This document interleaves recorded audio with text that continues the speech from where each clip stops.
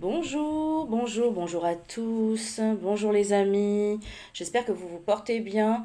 Ça fait un petit moment qu'on ne s'était plus revus et vous savez très bien que je ne viens pas parler pour parler. Mais quand je viens vers vous, c'est parce qu'il y a des messages, des conseils, des inspirations et je souhaite vous les transmettre parce que je pense que autant que ça peut servir à une personne ou à deux personnes ou parfois à moi-même, je pense que ça peut aussi vous servir. Donc aujourd'hui, revoyons nos bases, revoyons les bases. Alors, ce sont des choses qu'on se dit et qu'on prend pour être logiques, mais ce ne sont pas forcément des choses que l'on applique avec facilité. Alors, cette vidéo, en fait, elle est motivée par le message d'une personne que je suis et qui me dit, voilà Vivi, vraiment, j'en peux plus, je suis fatiguée, j'arrive plus à rien, je suis épuisée. C'est parce que l'été est fini, c'est parce que voilà, c'est septembre, c'est à cause de la température, c'est la météo, c'est voilà, hein, c'est. On essaie de trouver des justifications, on essaie de trouver des raisons, on essaie aussi de se réconforter pour ne pas voir la réalité en face, en fait. Donc, ça ne dépend pas de la météo, les amis. Ça ne dépend pas que l'été soit fini ou que l'hiver arrive ou que sais-je. Il y a parfois des choses qu'on a du mal à appliquer parce que ce n'est pas un automatisme en soi. Même si aujourd'hui, grâce aux connaissances qui sont beaucoup plus accessibles pour tous, euh, c'est plus facile de savoir comment faire, euh, obtenir certaines connaissances sur le mode de fonctionnement de la vie, de l'univers, de l'énergie, ou tout simplement acquérir des connaissances dans n'importe quel domaine. Alors, vous savez que dans les thérapies holistiques, c'est-à-dire des thérapies qu'on appelle aussi des médecines alternatives, qui sont en fait des thérapies originelles, vous savez que dans ces thérapies-là, on utilise donc tous les plans de l'être. On étudie et on s'appuie sur tous les plans de l'être, ce qui n'est pas le cas de la médecine conventionnelle, qui va donc uniquement traiter et s'appuyer sur les symptômes physiques. Donc en fait, il faut savoir aussi que la médecine conventionnelle accorde de plus en plus de place à tout ce qui est neurologique, donc psychologique, émotionnel.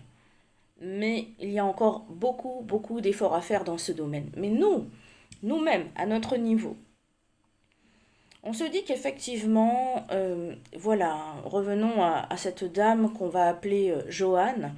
Joanne qui me dit, ah mais Vivi, vraiment, je suis épuisée, je n'en peux plus, je n'arrive plus à rien, je n'arrive même plus à savoir quoi faire, je n'arrive plus à ordonner mes pensées, je sais plus, je suis perdue, etc. Ok, donc j'ai dit à Joanne ce que je vais vous dire à vous, et ce qui est valable pour nous tous. Fais de toi ta priorité. Alors quand je vous dis cette phrase, c'est vrai qu'on a l'impression que c'est une petite phrase jolie comme ça, qu'on dit, mais fais de toi ta priorité. C'est vraiment important. Pourquoi voulez-vous vous persuader que vous aurez forcément une meilleure réputation, une meilleure image vis-à-vis de votre entourage, que ce soit votre entourage proche comme votre mari, vos enfants, vos parents, vos frères et sœurs, ou même au regard de vos collègues, ou au regard de la société en règle générale, comment voulez-vous vous persuader que vous allez forcément être mieux considéré parce que vous allez vous sacrifier? Parce qu'en fait, on est bien là, dans le cœur du sujet de cette vidéo, c'est qu'en fait, on nous a tellement éduqués, montrés, enseignés, et nous avons eu de beaux exemples autour de nous. Nos mamans, nos grands-mères, nos tantes nous ont toujours montré qu'une femme vaillante, une femme battante, une femme qui se sacrifie pour son mari, qui se sacrifie pour ses enfants, et ce que je dis pour les femmes est aussi valable pour les hommes, hein. On est dans cette société euh, où le sacrifice a une valeur. C'est-à-dire qu'en fait, si vous vous sacrifiez, vous êtes une bonne personne. Vous sacrifiez votre temps, vous sacrifiez votre énergie, vous sacrifiez aussi votre estime de vous-même. Parce que lorsque vous donnez, vous vous videz. Donc, effectivement, Joanne est épuisée.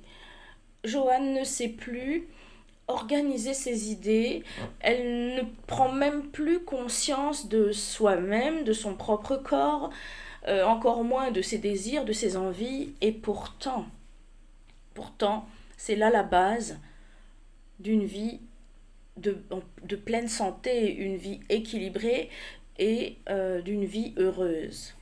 Comment pouvez-vous vous considérer heureux ou heureuse si vous vous sacrifiez sans cesse, si vous vous mettez vous-même toujours de côté, si vous courez à gauche, à droite, par monts et par vaux, que vous ne savez pas dire non parce que vous voulez être toujours bien vu et être bien considéré. Mais sachez que, en agissant ainsi, vous ne serez pas forcément plus considéré, vous serez tout simplement d'autant plus exploité parce qu'on sait que, ah voilà, Joanne, elle ne dit jamais non, donc je vais lui demander un service, je vais lui demander de faire ceci, de faire cela, même tout simplement un coup de téléphone, vous savez. Tout simplement passer 2 heures ou 3 heures de temps à écouter quelqu'un raconter sa vie ou vous demander des conseils, etc. Vous n'êtes pas payé pour ça. Ce n'est pas votre métier. Vous savez que quand on est coach, on apprend non seulement déjà à se guérir soi-même, et on apprend aussi à ne pas intégrer émotionnellement non plus euh, les histoires et les émotions des autres. Ça ne veut pas dire qu'on n'est plus un empathe. Il faut absolument, effectivement, avoir cette propension empathique vers l'autre pour avoir la capacité de l'accompagner. Mais ça, là, c'est pas à ce niveau-là où vous vous trouvez. Vous êtes simplement une personne qui cherche à être heureux ou heureuse et à rendre également les gens de votre entourage heureux et heureuses. Et comment voulez-vous faire ça si vous-même vous n'êtes pas épanoui, si vous-même vous ne prenez pas soin de vous? Donc, cette phrase, fais de toi ta priorité, elle prend tout son sens aujourd'hui. Et on se cherche des excuses, des alibis, parce qu'on est persuadé qu'en agissant ainsi, qu'en mettant toujours les autres en avant, eh bien, on a de la valeur. La valeur, l'humilité, le sacrifice. Mais en fait, ne soyez pas faussement humble, car tout le monde a de la valeur. Vous en avez. Est-ce que vous avez seulement le temps d'aller chercher cette valeur en vous, d'en prendre conscience, d'en prendre soin, de l'aimer, de vous la réapproprier au lieu de la redistribuer et de finalement la laisser fuir, la laisser s'échapper et vous ne savez même plus où vous vous trouvez, où vous vous situez, ni quelles sont vos envies, vos désirs, et vous n'avez plus de projet, vous ne pouvez plus organiser votre propre vie, vous ne pouvez même plus visualiser ce que vous envisagez de faire. C'est donc à ce niveau-là où se situe Johanne. Et en fait, cela est valable dans toutes les cultures du monde, dans tous les pays du monde. On ne peut pas dire, oh oui, mais dans telle culture ou dans telle... Non. Il y a dans chaque culture, partout, hein, donc ce message-là s'adresse à tout le monde. D'accord. Donc il n'y a pas des gens qui sont plus évolués à ce niveau-là que d'autres. Là, c'est juste une question de prise de conscience de soi. Ce n'est pas une question de culture. Donc que ce soit Joanne ou que ce soit qui que ce soit d'autre, si vous écoutez cette vidéo, c'est que vous avez besoin d'entendre ce conseil. Alors, Joanne me dit que oui, donc du coup, elle a plus le temps parce qu'en fait, elle a des obligations et que cet été, ça allait un peu, ça avait commencé à vouloir aller, mais qu'en fait, là, depuis ça redevient compliqué, la rentrée des enfants, le mari, etc. Bon. Et en fait, Joanne, en fait, c'est une personne qui une personne d'amour, une personne dévouée, mais une personne qui s'est oubliée elle-même. Ok. Et en fait, ça s'est fait progressivement. Hein. Elle ne s'est pas rendue compte petit à petit vers quoi elle allait, mais je pense que c'est même quelque chose qui est profondément ancré en elle. Et elle a tellement vu sa mère se sacrifier, sa grand-mère se sacrifier pour le mari, pour les enfants, pour tout. Et en fait, quand vous regardez bien, dans certaines cultures, on vous dit que le repos, par exemple, c'est quelque chose qui est dénigré. Vous vous reposez, ça veut dire que vous êtes fainéant. Non, l'être humain est fait pour travailler, l'être humain est fait pour souffrir, c'est tout à fait normal, c'est comme ça la vie. Ben non, c'est pas comme ça la vie. L'être humain n'est pas né pour travailler et pour souffrir et pour faire des choses qu'il n'aime pas faire. L'être humain est né pour créer. C'est-à-dire que même dans votre travail, si vous sentez pas que vous aimez faire ce que vous faites, c'est que ce que vous faites ne vous correspond pas. Donc, mais pourquoi? Il n'y a pas de fatalité. Donc après, vous vous dites que vous êtes fatigué, vous êtes épuisé, vous n'en pouvez plus, vous n'avez plus de repères, vous ne savez plus. Et que, en fait, vous aimez tellement votre mari, vous aimez tellement vos enfants, vous aimez tellement. Mais en fait, et vous alors? Vous vous aimez à quel moment? Donc il faut repositionner les choses. Et cette phrase que je dis souvent, faites de vous votre priorité, faites de toi ta priorité, c'est quelque chose qu'on doit conscientiser. Comment faire de soi sa priorité? Vous me dites, je n'ai pas le temps, j'ai les enfants, j'ai ceci. Mais en fait, quand vous serez KO, couché dans un lit, dans le meilleur des cas, vous allez servir à qui là, du coup? Donc je pense que fais de toi ta priorité, c'est quelque chose non seulement d'important, mais quelque chose d'urgent. Et quand vous allez vous mettre à finalement vous accorder plus de temps, parce qu'il y a toujours un moyen de trouver du temps, de s'accorder du temps, quand vous allez vous accorder du temps, pour le coup, vous allez voir le fond de la pensée des gens, ceux que vous voulez tellement servir, que ce soit la famille, que ce soit les amis, ou que ce soit même le mari ou les enfants. Bon, les enfants, s'ils sont petits, ils ne vont pas conscientiser ça, mais si vous avez même des adolescents, ils ne vont pas forcément trouver ça négatif, que vous preniez un peu soin de vous. Au contraire, ils ont besoin de ça. Vous êtes en train de leur donner les bases de leur propre vie. Est-ce que vous voulez que vos enfants se sacrifient pour les autres? Ou est-ce que vous voulez que vos enfants soient heureux? Donc transmettez-leur ces valeurs-là. Je prends soin de moi pour mieux prendre soin de toi. Donc je m'accorde du temps, de l'énergie, de l'amour, de la considération, du soin, pour pouvoir avoir mieux le temps et l'énergie ensuite de redistribuer ce trop-plein aux autres. Et je le ferai avec efficacité.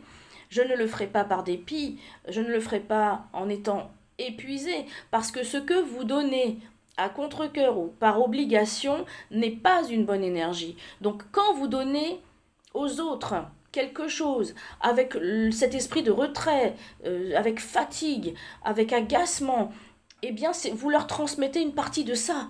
Donc c'est un cadeau empoisonné.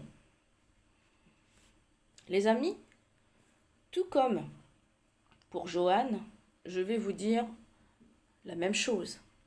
Pour ces personnes qui, et je suis passée par là aussi, hein, et parfois on a toujours tendance à reglisser un peu vers cette tendance-là, parce qu'en fait c'est vraiment ancré dans nos mémoires, c'est profond en nous, cette notion du don, cette notion du sacrifice. Alors attention, je ne vous dis pas qu'il ne faut pas donner, au contraire, car l'humain est non seulement est né pour créer, mais deuxième chose, pour partager. Vous ne pouvez pas garder ce que vous avez jalousement en disant que ah c'est à moi, c'est à moi. Non, l'univers vous prête tout ce que vous avez. Vous n'avez aucun droit sur rien, sur tout ce que vous avez là. Vous voyez? Vous ne possédez pas ni votre mari, ni vos enfants, ni même votre maison, ni même votre voiture, ni peu importe ce que vous avez. Quand on dit c'est à moi, c'est à moi, c'est à moi. En fait, c'est là où on doit aussi être un peu humble. La seule chose qui vous appartienne, c'est votre âme. Votre âme. Car même votre corps physique vous est prêté. Ok. Donc ce corps qu'on vous prête, prenez-en soin. ces émotions qui sont les vôtres. Sachez en prendre soin, les entourer avec bienveillance. Votre esprit aussi. Sachez lui rendre grâce et nourrissez-le avec de bonnes choses. Vous ne pouvez pas intégrer dans votre cerveau tout et n'importe quoi. Votre cerveau, c'est votre disque dur interne, vous voyez? Et au bout d'un moment, tout comme tout disque dur, il y a un moment, en fait, ben, si vous le remplissez trop, il sature. Donc à vous de savoir ce que vous voulez mettre dedans. C'est très important, les amis, vraiment. Donc alors, je disais que quand vous allez maintenant commencer à... Alors il y a des techniques, mais dans cette vidéo-là, je ne veux pas la faire trop longue non plus. Donc pour commencer à se reconsidérer et à faire de soi sa priorité, quand vous allez commencer à vous accorder plus de temps à vous-même, finalement plus de repos, plus de soins, où vous allez commencer à mettre certaines choses de côté, vous allez même réussir à savoir dire non à certaines choses, à certaines personnes, à certaines demandes, parce que ce temps-là, en fait, il est précieux et que vous avez besoin de vous l'accorder à vous, mais sans avoir à vous justifier. Quand vous allez commencer à prendre soin de vous et à être moins disposé et disponible pour autrui, vous allez voir qu'il y a deux comportements possibles. Ou bien vous serez encouragé et félicité, et là, ce sont des gens qui tiennent à vous et qui vous considèrent pour ce que vous êtes. Ou bien vous allez avoir, deuxième possibilité, vous allez avoir des gens qui vont vous faire des reproches, qui vont vous dire « Oh, mais t'as changé !» Oh, mais tu deviens bizarre, ou même des fois on vous dit que vous êtes méchant ou méchante, parce que tout d'un coup vous vous mettez à refuser des choses. Parce que vous allez maintenant vous décentrer de l'extérieur et vous recentrer un peu plus en vous.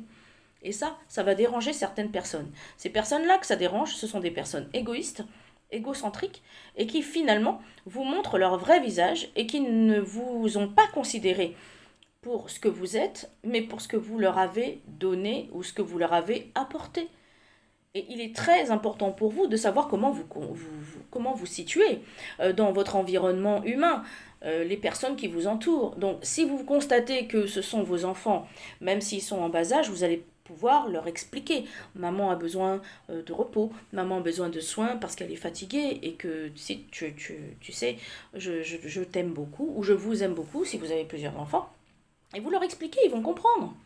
Hein? Je vous aime, mais j'ai besoin aussi, c'est vrai que j'ai oublié de m'occuper de moi.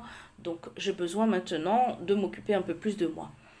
Et concernant votre conjoint ou conjointe, parce que c'est vraiment valable pour les hommes comme pour les femmes, hein, on sait qu'aujourd'hui, avec la soi-dite égalité des sexes, ce qui est une aberration totale, la soi-dite égalité des sexes, aujourd'hui, on va retrouver les hommes à la cuisine et au ménage et les femmes qui attendent que le plat soit servi les pieds croisés sous la table. Alors n'allons pas dans les extrêmes, les amis. N'allons pas dans les extrêmes. Hein. La vie de couple doit être équilibrée. Pourquoi il y en a un qui devrait s'épuiser et l'autre qui profite, jusqu'à ce que son conjoint meure? Et une fois que le conjoint ou la conjointe meurt, on se dit « Oh, si j'avais su !» Ah, mais c'est un peu tard. C'est un peu tard. C'est comme ça que vous voyez dans les schémas un peu anciens, hein, et qui sont encore récents, et puis il y a encore des gens qui fonctionnent comme ça aujourd'hui. C'est comme ça qu'on vous voyez dans certains schémas familiaux, on va dire dans le couple, où c'est la femme à la cuisine et l'homme sur le canapé, pour caricaturer. Ce sont souvent des hommes qui ont profité, mais tellement pompé l'énergie de leur femme toute leur vie. Et le jour où leur femme décède, eh ben, ils sont tellement perdus, ils savent plus, ils meurent tout de suite derrière, hein, la plupart du temps. Alors que ce sont des hommes qui n'ont pas forcément manifesté d'amour parce que ça ne se faisait pas, l'homme doit montrer qu'il est dur, etc. Et l'homme ne doit pas montrer ses faiblesses ni ses sentiments. Ce qui est une grossière erreur, mais fondamentale. Parce que c'est comme ça qu'on éduque après ses enfants. Et je pense qu'aujourd'hui, on a bien compris que dans la nouvelle ère que nous sommes en train d'aborder, on n'a plus ce genre de comportement à avoir. Ce genre de comportement-là, il faut laisser ça au siècle dernier, les amis. On est en 2024. Hein, on va avancer petit à petit dans le temps. On va pour évoluer, pas pour involuer. Et en fait, l'évolution, ça ne veut pas dire la transformation de tout. Ça veut dire qu'on reprend les bases des règles originelles où chacun a de la valeur. C'est bien ça. Est-ce que l'énergie créatrice qu'on peut appeler Dieu ou autre hein, a décidé que je fais une catégorie d'humains qui ont plus de valeur que d'autres, je fais une catégorie d'humains qui doivent servir les autres, puis non. En fait, il y a des différences entre les hommes et les femmes euh, au niveau fonctionnel, c'est-à-dire physiquement, émotionnellement et mentalement. Après, ils peuvent se rejoindre aussi spirituellement, mais à un certain degré. Euh, mais sinon, en termes de valeur, tout être vivant a la même valeur. Vous avez autant de valeur qu'une fourmi. Pourquoi une fourmi devrait avoir moins de valeur que vous? Et si vous étiez une fourmi, vous aimeriez qu'on vous écrase? Donc en fait, tout ça, c'est une affaire de conscience. Donc, revenons à notre sujet. Si effectivement vous avez conscience que toute vie est précieuse, pourquoi la vôtre serait moins précieuse que celle de vos enfants, que celle de votre mari ou que celle de que sais-je? Vous avez le droit de parfois dire non, de parfois dire stop. Et même si vous n'avez pas ni mari, ni enfant, et que vous êtes un peu perdu, etc., c'est parce que vous n'avez pas suffisamment consacré de temps et de conscience à votre être. Vous vous nourrissez de quoi? Vous vous nourrissez comment? Car il y a la nourriture du corps et il y a la nourriture de l'esprit. Comme je vous le disais tout à l'heure, c'est pas forcément ce qu'on vous sert qui est bénéfique pour vous. Parce qu'on va vous donner euh, des idées, des idéaux, des profils, des caricatures auxquels vous allez vous identifier et vous allez vous dire que ah si je ne fais pas comme un tel ou si je ne fais pas comme telle et telle chose, ça va pas aller. En fait, votre seul modèle doit être ce que votre âme vous dit. Ah, alors si vous ne vous consacrez pas de temps ni d'amour, vous n'allez pas pouvoir écouter ce que vous dit votre âme. Et ça, c'est compliqué, parce qu'on nous dit, mais l'âme parle. Bah oui, l'âme parle. En fait, vous ne pourriez pas exister si votre âme ne parlait pas.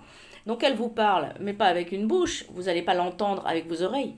Vous allez l'entendre avec votre cœur et avec votre esprit. Et je dirais même plus avec votre cœur. Tout ça, ça s'apprend, tout ça, ça se conscientise. Je voulais tout simplement vous donner ces indications. Le plus important aujourd'hui dans le message que j'ai à vous transmettre, c'est fais de toi ta priorité. Tout comme ce que j'ai dit à Joanne, je vous le dis à vous aussi. Fais de toi ta priorité, ça ne veut pas dire ignore les autres, envoie les boulets. Non, c'est pas ça. D'accord? C'est pour pouvoir retrouver une stabilité émotionnelle, mentale et physique, parce que parfois, effectivement, ça, vous êtes tellement épuisé que ça vous atteint physiquement. D'ailleurs, les premiers symptômes de fatigue, c'est souvent physique. Hein. Souvent physique, mais ensuite, on se sent émotionnellement bouleversé, et ensuite, des fois, on peut aussi péter les plombs. Hein. Mentalement, c'est... Voilà, donc c'est à ce niveau où on se dit que ah, je suis perdu, je ne sais plus quoi faire, je ne sais plus quoi penser, c'est qu'on est vraiment arrivé au bout du rouleau. Donc il est temps de se ressaisir, il est temps de se reprendre et de prendre un peu soin de soi. Et on va pas entrer en profondeur aujourd'hui parce que on pourrait en parler pendant des heures, mais comment prendre soin de soi en réalité, ça va déjà être dans des toutes petites choses. Vous allez pouvoir commencer dans des toutes petites choses. Par exemple, de prendre un temps pour vous, aller marcher, même dans un parc ou dans la nature, même 10 minutes, c'est déjà un temps que vous vous accordez pour vous. Mais allez-y seul, bien sûr. Vous n'allez pas au parc pour promener vos enfants, comme vous allez au parc pour vous ressourcer. Donc allez-y seul. Sachez accepter de vous accorder ce moment d'être seul avec vous-même. Hein. Et ça, c'est encore autre chose. Les gens qui ne peuvent pas supporter d'être seuls, c'est encore quelque chose qu'il faut réussir à régler. Mais pour aujourd'hui, comment réussir à rééquilibrer et surtout diminuer cette fatigue, cet épuisement physique et mental et émotionnel, eh bien, accorde-toi du temps en fait. Fais des choses que tu aimes. Euh, Va te balader un petit peu seul. Tu aimais un sport, tu ne peux plus le faire parce que tu n'as plus le temps. Essaie de voir à quel moment de la semaine tu peux au moins caler ça pour reprendre une activité, qu'elle soit physique ou créative. Tu aimais peindre mais tu ne peux plus peindre. Ah, mets-toi un petit coin chez toi où tu peux avoir ton petit coin créatif. Euh, ou tout simplement, fais-toi un bon petit soin, un gommage, un masque, voilà, mets-toi dans la salle de bain, tu préviens tout le monde, voilà, je ne suis pas disponible pendant un quart d'heure, 30 minutes. Si tu as une baignoire, fais-toi un bon bain délassant. Tu peux utiliser des plantes, tu peux utiliser des huiles essentielles ou peu importe. Aujourd'hui, on a la possibilité, on a les capacités de pouvoir prendre soin de soi sans avoir des frais. Donc l'idée de se dire oh oui mais d'aller au spa ça coûte cher, oh oui mais je n'ai pas les moyens de ceci, ou je n'ai pas tel, tu parles des plantes, je n'ai pas telle plante, je n'ai pas ceci. Il y a forcément quelque chose que tu as chez toi ou près de chez toi qui va pouvoir te profiter et te faire du bien. Ok. Tout simplement le temps que tu t'accordes. C'est déjà une base. C'est très important. Et accepte de dire non. Je ne sais pas si tu as une amie qui te vampirise là et qui est tout le temps en train de vouloir t'appeler, te téléphoner, ou si même des fois elle essaye de tout le temps te donner des faux conseils, des conseils là, même si c'est bienveillant, hein, mais c'est pas forcément ces conseils qui sont bons pour elle sont pas forcément bons pour toi. Ok? Donc de temps en temps, sache ne pas répondre au téléphone. De temps en temps, mets ton téléphone sur silencieux. De temps en temps, sache écourter une conversation. Voilà, sache dire, ben, écoute, ben, tiens, voilà, là, maintenant, j'ai un truc à faire. Bon, je te laisse, hein. Voilà. Ne subis pas, quoi. Ne subis pas. Prends en main les choses et accepte de faire de toi ta priorité, et tu verras que en faisant de toi ta priorité, tu vas pouvoir être tellement plus efficace, tellement plus ouverte, tellement pleine d'énergie, et cette énergie là tu vas pouvoir après voilà la redistribuer à hauteur raisonnable bien sûr. Voilà, bon, c'était le message du jour en tout cas. Prenez bien soin de vous et n'oubliez pas que je vous aime très fort mes frères et sœurs. À très bientôt.